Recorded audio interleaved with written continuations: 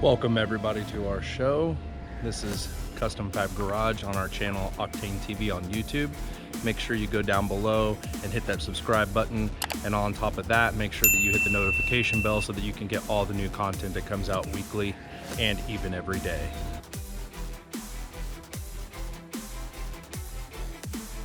This is what we're going to be working on today, Nissan GTR. We're going to be taking out his factory head unit and doing a Trex head unit that he brought into us. This is a super clean GTR. Very nice.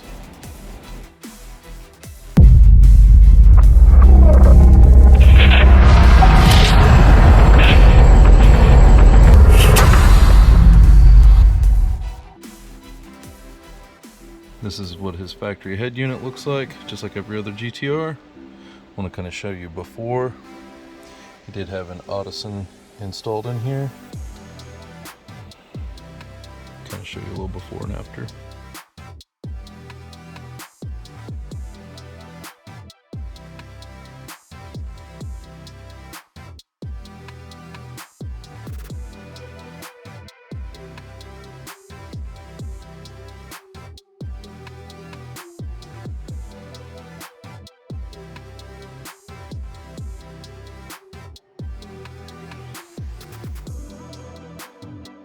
It'd be cool if it was real, but I've never seen one with the carbon fiber on it. It's usually they're black, so that's kind of cool. I mean, I like that it's glossy, that's nice, yeah. But it's just, I hate, there's no way to do this in real carbon with all this stuff anyway, so they're kind of limited on what they can do.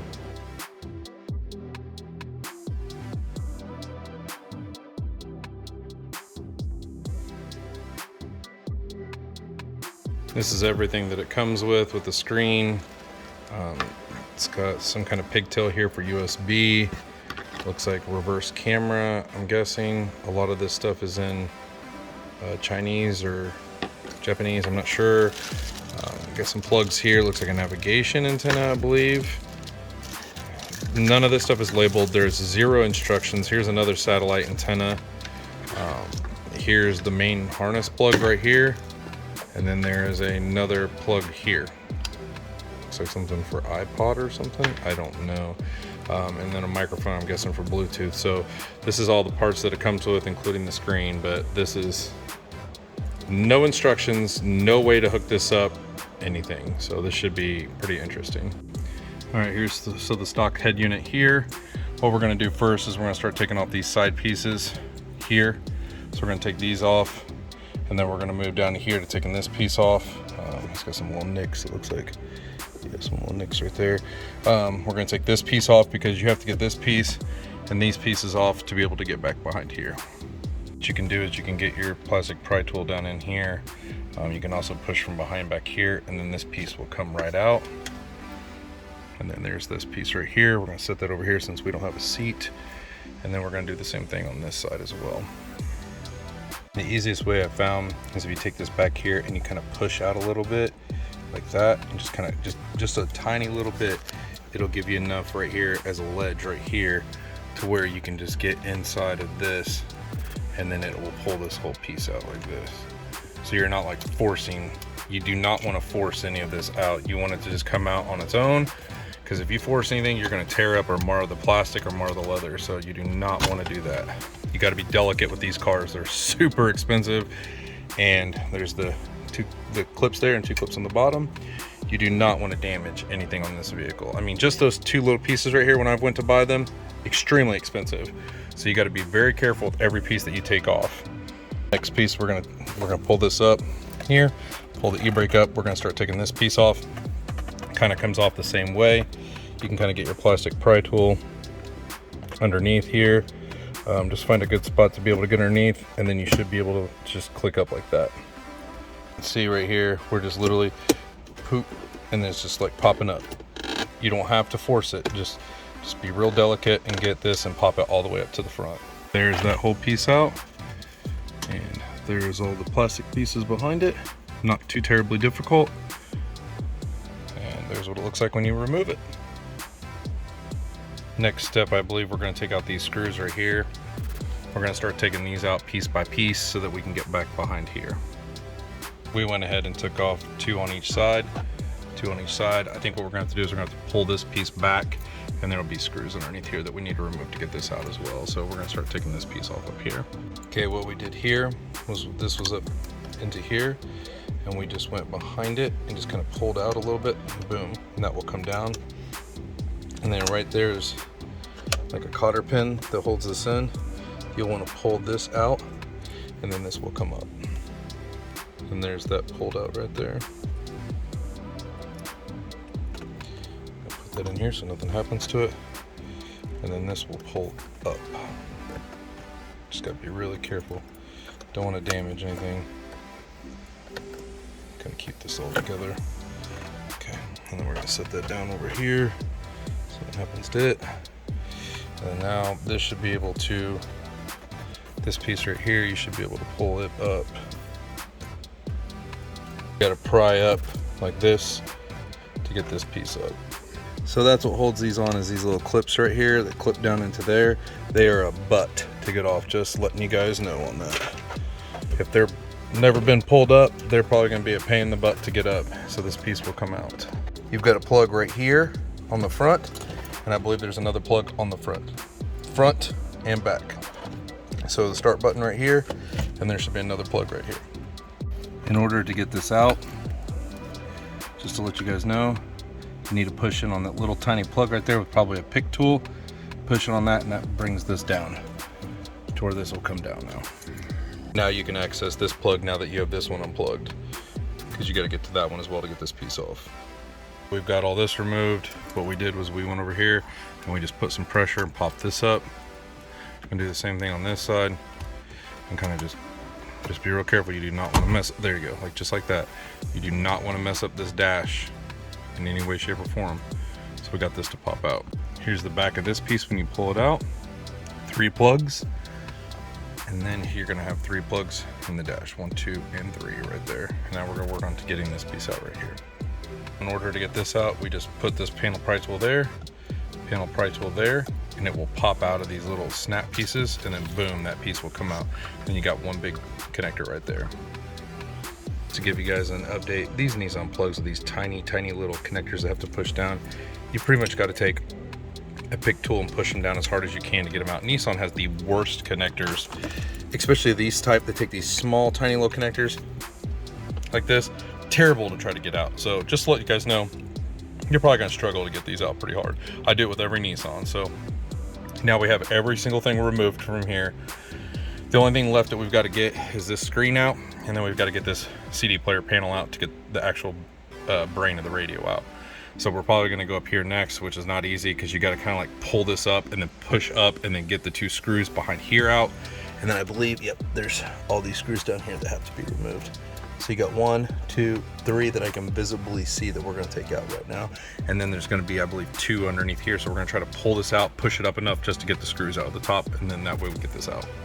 I apologize. It should be those 2 screws right there on the top, not these 3 right here. I don't think. I think it's going to be those 2 on the top. I apologize. So what I did was I took my finger right here and kind of pushed up, and then I got this to go up. And then you're going to try to kind of like push it up enough to be able to get back there and get the screws out. So if you just keep kind of pushing on a little bit, you'll get it up enough to get to those 2 screws. And we just want to take those 2 screws out, and then we should be good.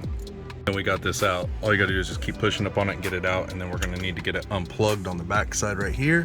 And then we remove those clips so we can get this whole screen out. We got 1, 2 plugs there, which unplug from here. So you'll just basically unplug those 2 plugs.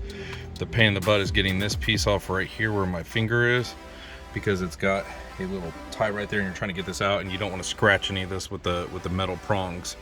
So that leaves you with that. So we got everything out except for this down here. We're gonna work on that next. From what I can see is a screw there. On this side is a screw there. On the very bottom, screw there. On the very bottom, screw there. So those 4 black screws are what we need to remove to get this out. So I've removed all 4 screws. We've got this piece out because we removed all the screws that we needed to remove. We're probably gonna have to unplug some stuff, it looks like, here on the top. We unplugged this from right there, and that plug right there, it was plugged in like that. And then we went ahead and unplugged this one here, and then this one was already just sitting unplugged. So, and then that takes this whole piece off here. kind of a pain in the butt with all these pieces, I will tell you. So it was plugged in right here. That one was plugged in right back there. So there's just a lot of connectors. I'm starting to realize there's just a ton of connectors coming. And then you can CD right there. Wish I could get it out, but kind of can't now. Now we need to remove this whole unit right here. So we're gonna need to take off all these screws that are holding it in and take this big unit out. Here's the unit when it's pulled out. And then here's the back side with all the plugs. Lots of plugs.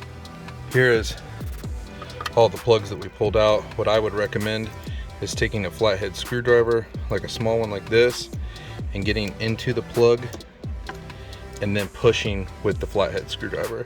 That's the easiest way to get some of these out, is just take the flathead screwdriver, stick it into the plug, push down, and then pull back with the screwdriver.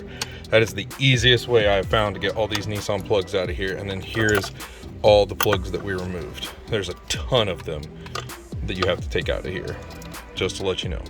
So now we've removed everything and we're getting ready to install the new unit. See how that goes. Can't deal with the harnesses looking like this and just wires everywhere behind this dash, so I'm gonna Tessa tape everything up because I can't handle this. There's too many wires. This is just one harness.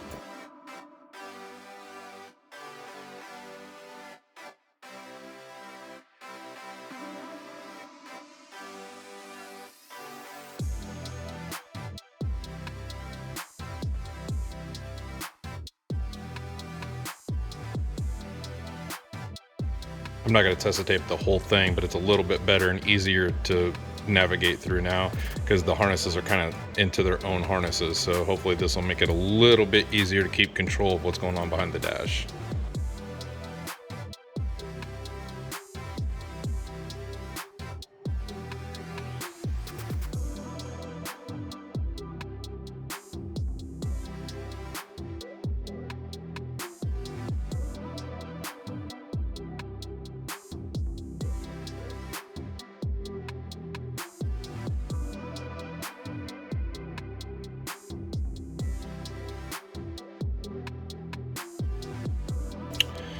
So right now I'm going to show you what I've done. There's no instructions, no videos that tell you exactly what plugs to plug into, but I am plugged into this plug, which is plugged into the rear view camera. Now I will tell you that this is extremely confusing because all this is in Japanese or Chinese. I'm not even sure what it is. So very difficult to figure this all out. It's even more difficult to figure out which plugs go into which because it looks like some of them will fit and some of them won't. So this is what I have so far for the rear view camera, main, and then this secondary plug. I'm not even sure what this goes to. I've had to change this one out twice because this one will also fit into it, but I thought I needed this one, but I guess there's two different ones for what I don't get it. The main one is right here that comes in, and then this other one comes into this. Kind of loops out right here, goes into this, which is the CAN bus decoder, which plugs into this, plugs into here. This is obviously the antenna, which is pretty cool. That just plugs into the back, which you will see a antenna port. I think it's over right there, right back here. So there's the antenna. I haven't plugged it in yet because it's too hard with all the wires. But these are the plugs I have down here plugged in. There's this one plugged in. This is the main one, which is way down here. This one is the same as this one, so you got to be careful because these two are the same. So I've got this one plugged in and pray I have this one right because it might be this one. I don't know. They're the same exact plug and they both plug into it. So I went to this one only because that one actually comes out of where the harness is at. This one doesn't have where the harness is plugging in at. So I figured it's got to be this one. But I mean, there's so many plugs back here. I mean, there's probably 20 different plugs and I'm not even using some of them. So that's what's scary. What goes to what, and I don't know what's wrong or right. So the only thing I can do is plug it in, test it, see if it works. I've had to unplug this, plug it back in probably 40 times. I couldn't even figure out where this went. I mean, just a simple diagram. I mean, no matter if it's in Chinese or American or not, if you just show me pictures, buddy, I could do this a lot easier than trying to guesstimate where this stuff goes. I mean, some of the stuff like this, you know, because it's black, But it's like, how hard would it be to change these colors from all white and tell me which one goes to which, or put a number? Or I mean, numbers are pretty much universal through the earth. So I will tell you, this is not easy. So when I get this all figured out, I'll let you know the trials and tribulations I've jumped through, but not easy. It looks good when it turns on, I'll show you that. But these are all the secondary harnesses, like satellite, antennas, plugs. What I'm going to do is I'm going to run them up in here and then pull them out through the bottom here in case he wants those. And then, because most people don't ever use them, but I do not want to have to pull this thing back out again, because not fun to get all this stuff out, especially all this stuff down here on the transmission. But yeah, this is not easy. If anybody tells you that this is easy and you have no car audio experience and you think you're a normal consumer and you're just going to do this, I would highly recommend taking this to a professional, because even us professionals, we don't work well without instructions or any type of visual aid. This has nothing, absolutely nothing. So you're guesstimating. And if you have no basic electronic skills, or you've never hooked up more than 20 radios, you're going to struggle with this, because what's going to end up happening is you're going to put stuff in the wrong places. You're going to force stuff. You're going to break stuff. I mean, you could damage stuff. I mean, I highly recommend taking this to a professional. So I did plug in the USB and the USB here, and then the antenna here, and then GPS and satellite radio, or GPS and Wi-Fi is here. I ran them underneath here just so I can figure out what I'm going to do. So I got to test them and make sure they work. Everything is, I literally got to test every single thing to make sure it works.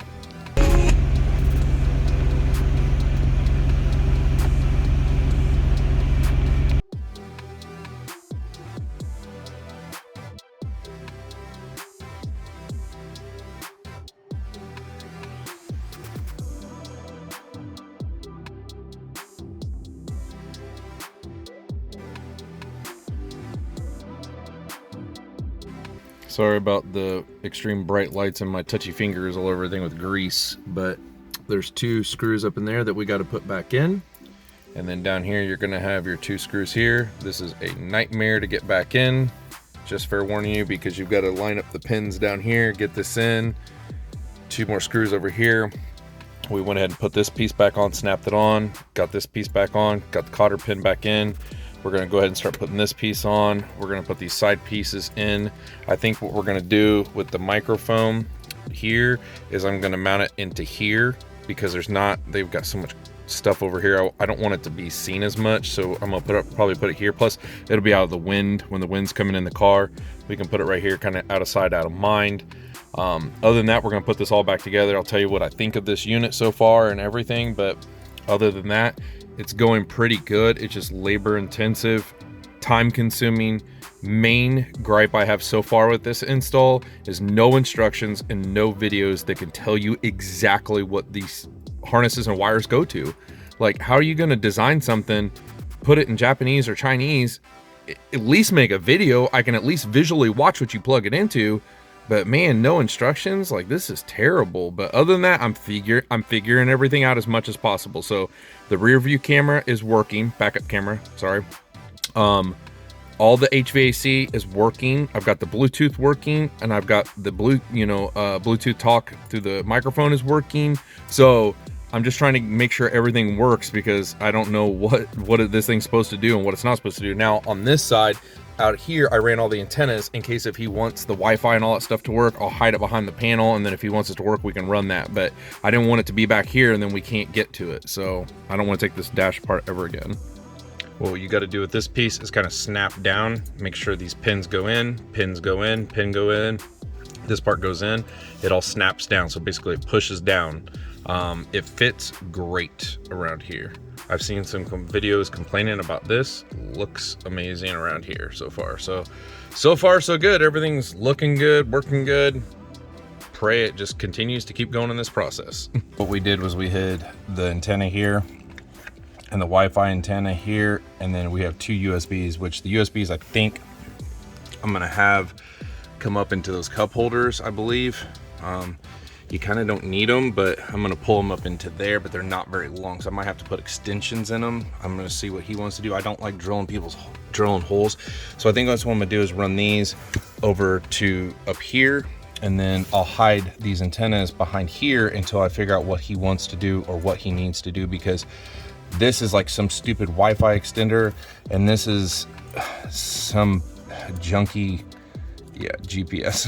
This thing feels about like a play toy. I swear to God, it feels like something you get out of one of those little plastic bubbles you buy for $1. So I'm gonna hide those back there just in case, and then extend these to somewhere. I'd like to put them somewhere where he could plug his stuff in and it looks nice, but also does not have to have a bunch of holes drilled. So here's where we ran everything. We ran the microphone way down in here. That way it's kind of like you can talk and, you know, it's out of sight, out of mind. Like if I take the light off of this, you don't even really notice it's there. But at least he could be able to talk from here, and it'll be, you know, it'll be right there. It's not getting, you know, blocked by the wind over here. We put the USBs down here coming out of the side because they're not very long. This is all we have, so he could run extensions off of 1 or 2. Eventually what I'll do is I'll probably run them underneath here when he tells me where he would like them. We can put extensions and hide them, but I just put them right here just in case if he may not even use these because it's wireless. So I mean, it's wireless Android Auto and Apple CarPlay, so he may not even use those. So I can just take those out, tuck them underneath there, and put them back in there. But that's where we put everything right now. Unit looks good. Everything fits really nice. Yeah, I can't say enough about the quality of the way it looks, but we'll see how long the quality of it lasts. That'll be the biggest thing.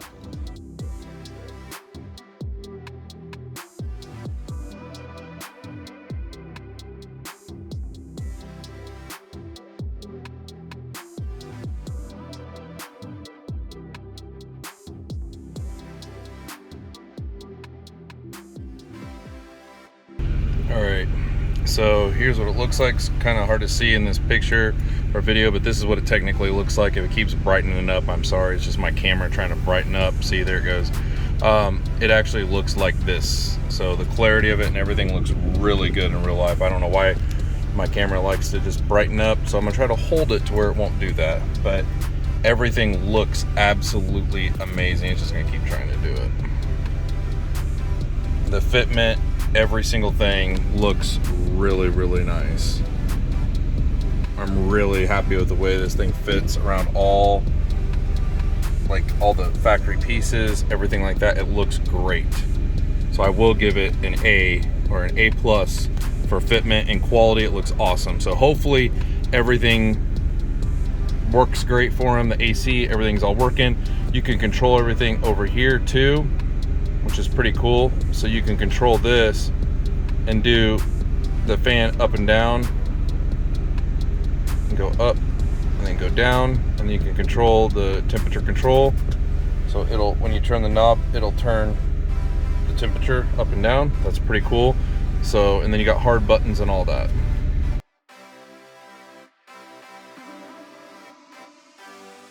All right, I'm gonna try to go over everything with you without the screen looking blown out, but AC controls here. I have tried a lot of this stuff. So like you have an equalizer here, which is pretty cool, and everything goes back to the home, which is pretty cool. So equalizer's there, you go back to your home screen. Sorry, this keeps getting so blown out on this stupid camera. You get your radio. I mean, everything in this works really good. It's crazy. And what's crazy is if you go over here, your steering wheel controls, your factory steering wheel controls work just like they're supposed to. So, I mean, steering wheel controls are working, USBs are working, Bluetooth is working, wireless Android Auto, Apple CarPlay is working, all the HVAC is working. I can say this is going pretty well with this particular unit. It does have YouTube, and then this is like the wireless Android Auto, but I'm on my phone, so it's probably not going to work because I'm doing a video. But everything's working really well.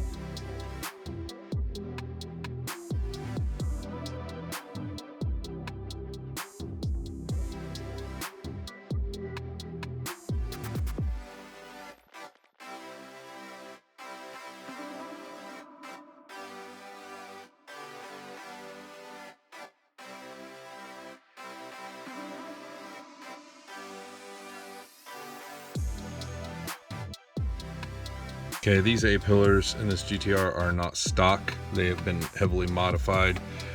Kind of show you, these things are just, they're junk. From what I can gather, I just pulled this out. There's a plug, or basically like a clip right here, and I just pulled that out. There's not a whole lot of videos. I pulled this gasket down on how to get these things out of here, so hopefully they'll come out pretty easily, but so far that's how I've gotten it out, is by pulling on that clip right there to get this thing out. I'm gonna see how far it is to get down here. Okay, so here's the back side of the pillar. Obviously a stock one's gonna look a little different. So this clip on the top was holding it in. This little blue clip right here, I pulled it out.